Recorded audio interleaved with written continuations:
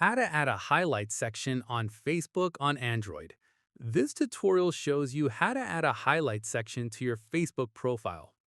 First, open Facebook on your Android device and tap on your profile icon at the top right of the home screen.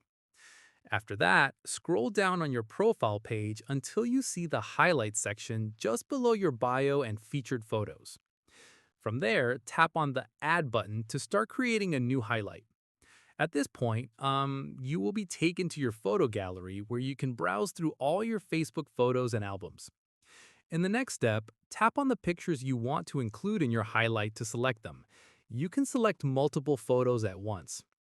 Following this, once you're happy with your selection, give your highlight a title so it's easy to identify on your profile.